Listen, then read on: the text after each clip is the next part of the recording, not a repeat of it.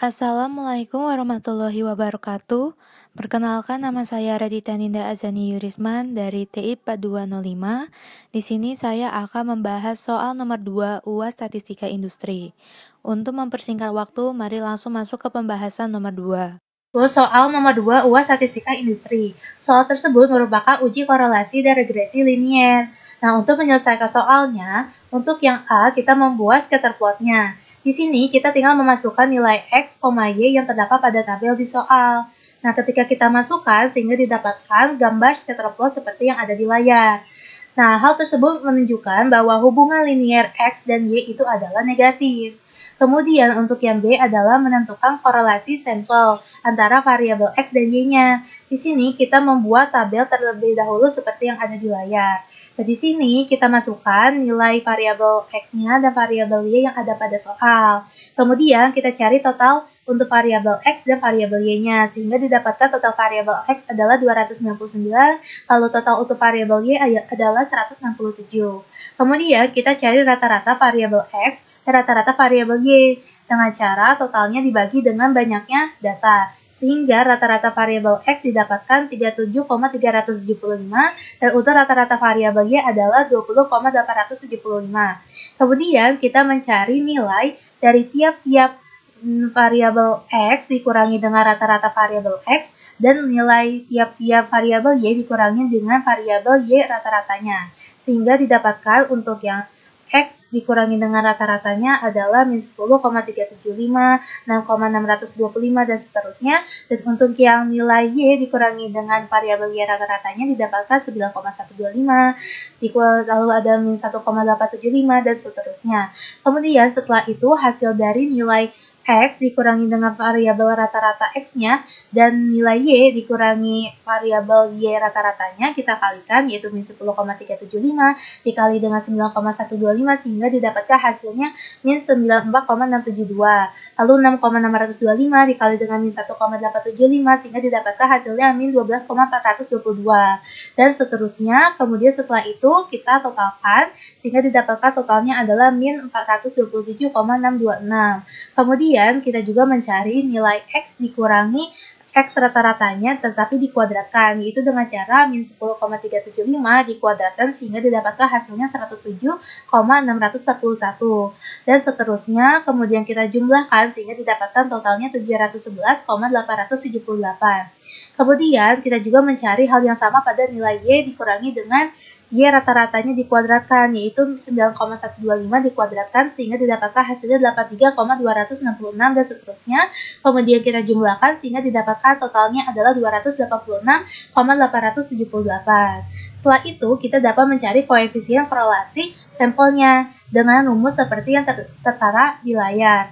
Nah, di sini tadi kita sudah hitung untuk nilai sigma X dikurangi dengan rata-rata variabel X-nya dan dikali dengan Y dikurangi dengan variabel Y rata-ratanya adalah min 427,626 dibagi dengan akar untuk sigma XI dikurangi dengan X rata-ratanya dikuadratkan sudah kita hitung sebelumnya didapatkan 711,878 kemudian dikalikan dengan sigma Y dikurangi dengan Y rata-ratanya dikuadratkan telah kita hitung sebelumnya didapatkan 286,878. Kita hitung sehingga didapatkan koefisien korelasi sampelnya adalah minus 0,946. Yang artinya kalau nilai R itu semakin mendekati min 1, itu menunjukkan adanya hubungan yang erat pada arti hubungan yang negatif. Kemudian untuk yang C itu menentukan nilai slope-nya atau B dan intercept-nya atau A. Dengan cara untuk rumus B adalah seperti yang ada di layar.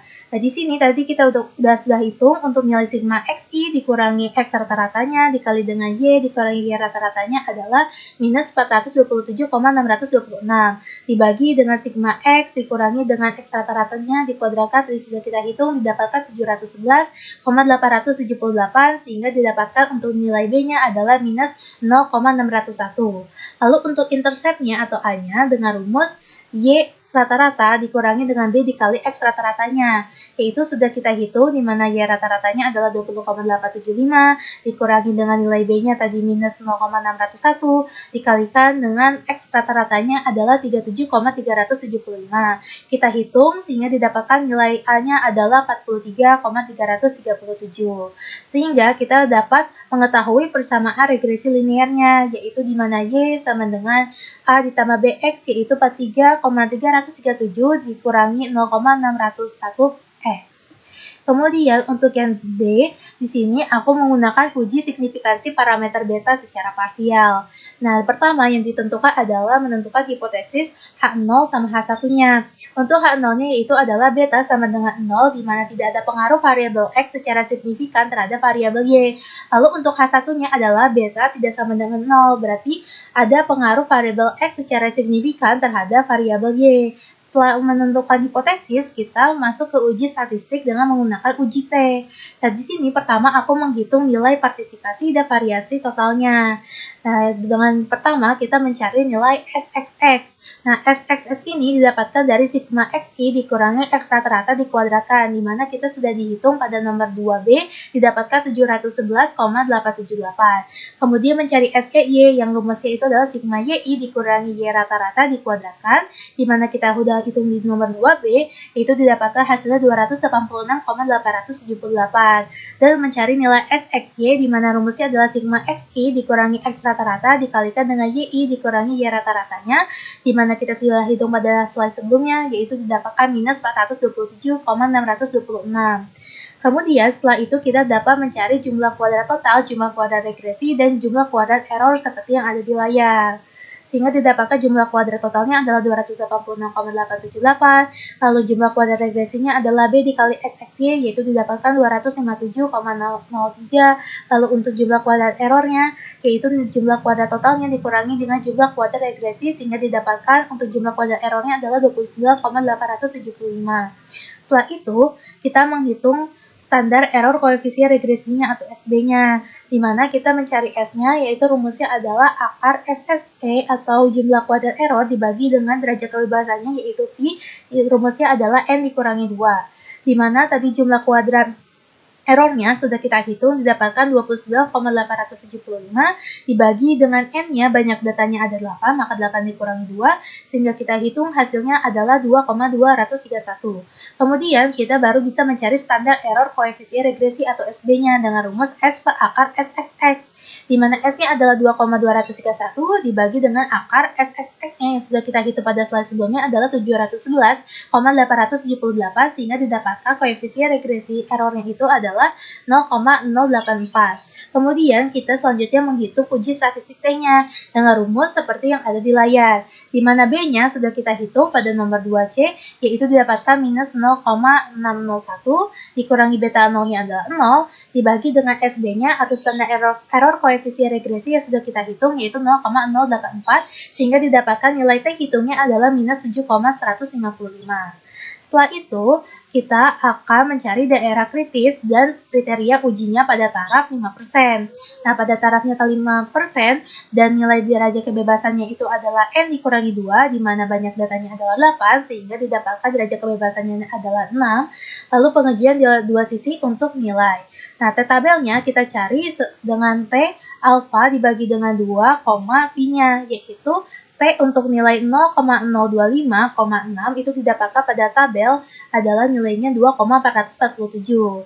Dengan kriteria uji yaitu tolak H0 jika T hitungnya itu lebih besar dari T tabel.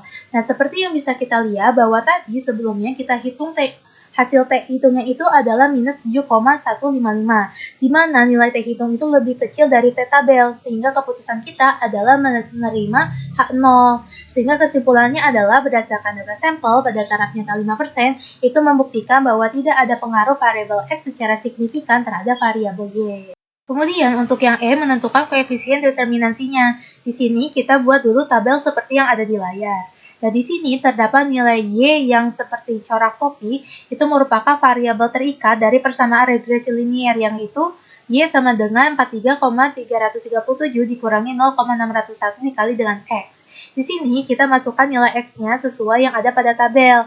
yaitu 27, 44, 32, dan seterusnya. Seperti 43,337 dikurangi dengan 0,601 dikali dengan 27, hasilnya adalah 27,11. Dan seterusnya, sehingga didapatkan totalnya adalah 166,997. Setelah itu, kita mencari nilai dari tiap-tiap variabel Y ini dikurangi dengan hasil dari tiap-tiap variabel terikat atau Y yang coraknya seperti topi, yaitu 30 dikurangi 27,11 sehingga didapatkan hasilnya 2,89 dan seterusnya. Kemudian setelah itu kita kuadratkan hasil dari YI dikurangi dengan variabel terikatnya atau Y yang seperti corak topi sehingga didapatkan hasilnya 8,352, lalu ada 4,439 dan seterusnya. Kemudian kita totalkan sehingga didapatkan hasilnya 29,998. Kemudian kita pada tabel sebelumnya yang ada pada soal nomor 2B itu kita mendapatkan nilai Y dikurangi dengan Y rata-ratanya dikuadratkan itu adalah dengan total 286,878. Setelah itu kita masukkan ke rumus untuk mencari koefisien determinansinya di mana R kuadrat adalah sama dengan 1 dikurangi sigma YI dikurangi Y variabel terikat dikuadratkan per sigma YI dikurangi Y rata-rata dikuadratkan. Sama dengan 1 dikurangi yang tadi sudah kita hitung pada tabel sebelumnya didapatkan 29,998 dibagi dengan 286,878 sehingga didapatkan hasilnya adalah 0,895. Dari sini maka variasi pada variabel Y itu dapat dijelaskan dengan rata-rata sebesar 89,5% oleh variasi pada variabel X pada model regresi yang telah kita bangun. Dan sisanya yaitu 10,5% ini yaitu dijelaskan oleh variabel lainnya yang tidak dimasukkan. Sekian untuk pembahasan nomor 2 UAS Statistika Industri. Terima kasih.